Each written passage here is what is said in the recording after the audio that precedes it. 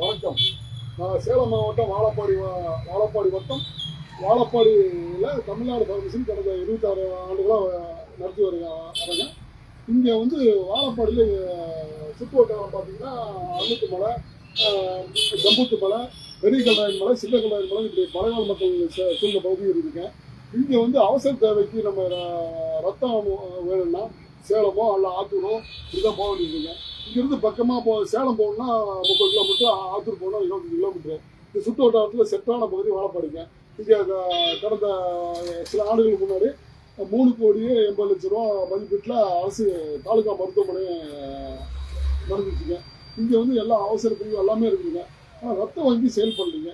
இங்கே பார்த்தீங்கன்னா பொதுநல அமைப்புகள்லாம் பார்த்தீங்கன்னா வாழப்பாடியில் கிரீன் டெஸ்ட்னு ஒரு அமைப்பு, பசுமை அமைப்பு, அவங்க வந்து வருஷம் ஜனவரி 1ஆம் தேதி கேம்ப் நடத்துகிறாங்க. சென்ற ஆண்டு பார்த்தீங்கன்னா ஒரு 98க்கு 100 பேர் ரத்த கொடையாளர் கொடுத்தாங்க. இந்த ஆண்டு பார்த்தீங்கன்னா 158 பேர் கொடுத்தாங்க. இதில் வந்து சமுதாய அமைப்பு பார்த்தீங்கன்னா இது lines club, Singapuram Ramco cement, இவங்கெல்லாம் பார்த்தீங்கன்னா நடத்துகிறாங்க. நடத்தி பார்த்தீங்கன்னா ஒவ்வொரு டைமும் பார்த்தீங்கன்னா 30, 40, 100 வரைக்குமே தனியார் ரத்த வங்கி தான் போகுதுங்க. நம்ம வாழப்பாடியில் வந்து இந்த அரசு சார்ந்த ரத்த வங்கி இருந்தால் பயனுள்ளதாக இருக்கும். அடிக்கடி இங்கே விபத்து நடக்குதுங்க. இந்த விபத்து நடக்கிறதுக்குள்ள சேலம் போகக்குள்ள கொண்டு போல உயிர் சேதம் அதிகமாகுது. ரத்த போக்கு அதிகமாக இருக்கிறதுனால இந்த ரத்த வங்கி இருந்தால் நல்லா இருக்குங்க. ஒவ்வொரு வருஷமும் பார்த்தீங்கன்னா கிட்டத்தட்ட பார்த்தீங்கன்னா 300 யூனிட் 400 யூனிட் தனியார் வங்கி தான் போகுது. அதே நம்ம கவர்மெண்ட்டில் இருந்தால் நல்லா இருக்கும். கொடையாளர்கள் நிறைய வாழப்பாடில் இருக்காங்க. நான் கிட்டத்தட்ட நானாக பார்த்தீங்கன்னா கிட்டத்தட்ட ஒரு 15-16 வருஷமாக நான் ரத்த கொடை கொடுத்துட்ருக்கேங்க. இப்போ இந்த 1ஆம் தேதி கூட 35வது தான் கொடுத்துட்ருக்கேங்க. இதுமாதிரி கொடையாளர்கள் நிறைய இருக்கிறாங்க.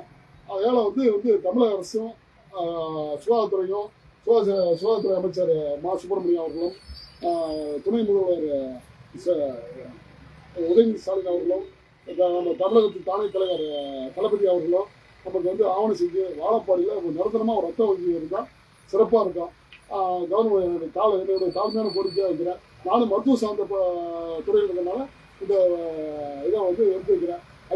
ஐயா ஸ்டாலின் அவர்கள் வந்து நம்ம எல்லா உலகையும் செய்கிறாங்க. அதே மாதிரி நீங்கள் வாழப்பாடிக்கு வந்து ஒரு ரத்த வங்கி வச்சா எங்களுக்கு சிறப்பாக இருக்கும்.